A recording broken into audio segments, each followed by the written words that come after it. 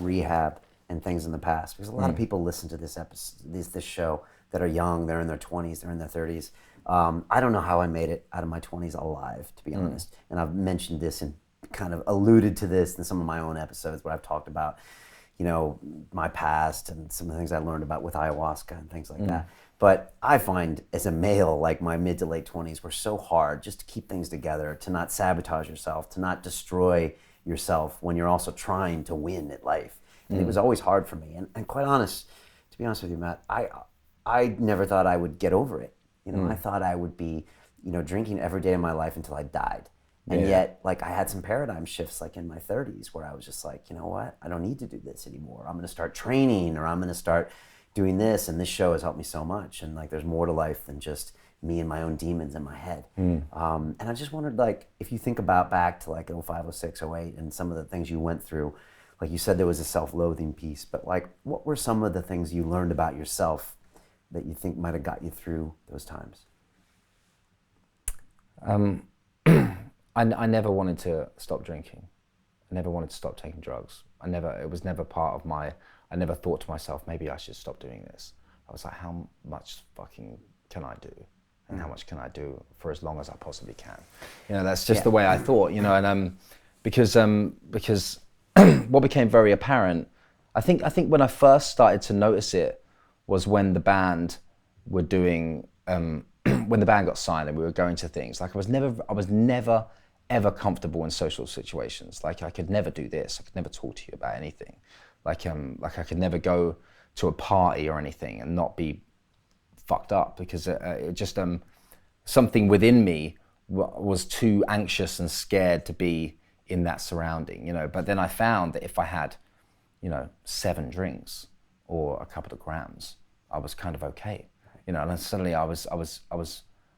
people liked me, you know, and I could get on in this situation, you know. It's kind of you know, they call it Dutch courage or liquid confidence or whatever, you know, like, and that definitely was the case for me, you know. But I think like even before then, when I was a teenager, when you first start drinking with your friends, you know, like you know, I would always be the one who drank the most. I would always be, it was just in me instantly, you know, and I think everyone could see it from a very early age with me, but and they would tell me. Like, it's not like suddenly everyone was like, it's not, for instance, like a lot of people say when they said to someone they had a problem with drink or drugs, they were like, what? I don't see this. Like, where are you coming from? Have you been hiding it? Everyone was like, yeah, fucking, of course you do, Matt. You're a fucking drunk, alcoholic, you know, drug addict, you know. So trying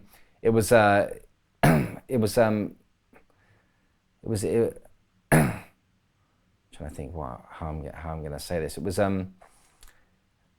It was part of me, you know. It was part of who I was, you know. I didn't think I would ever be able to be anything but that, you know. Once I found that I could kind of get on in life by being this drunk person, you know, by being this because it wasn't like I was messed up the whole time. Like sometimes I'd just have a few and I'd be totally cool in situations and it'd be great, but unfortunately then it would end up being quite dark and horrible. But there was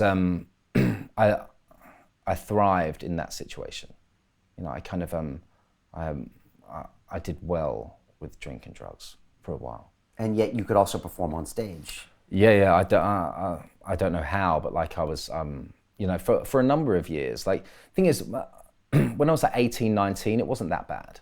You know, like it was, like I took it further than anyone else. Like with any alcoholic, I think, or drug addict. Like I took it further than anyone else, but it wasn't affecting my life so much. Like it wasn't harming me, you know. And then I think when the band ended, like a couple of people took me aside and kind of went, Matt, I think you need to get hold of yourself a little bit now, because you know, like the band's gone now, and you know, like kind of important figures in my life kind of did this to me, you know. And and I kind of was like, yeah, I'm fine, it's fucking fine, you know. And then it became very apparent that it wasn't fine. And I think the more time I had to myself, the more I kind of spiraled more out of control. To watch the rest of this fascinating interview, click on the link below and go to londonreelacademy.com. There you can sign in with your social media, log in and watch the rest of the episode for free, along with all of our episodes on London Reel, my webinars, and all of our premium content, all located over at londonreelacademy.com. So click on the link below, you'll be directed there and you can watch the rest of this fascinating interview, and I'll see you there.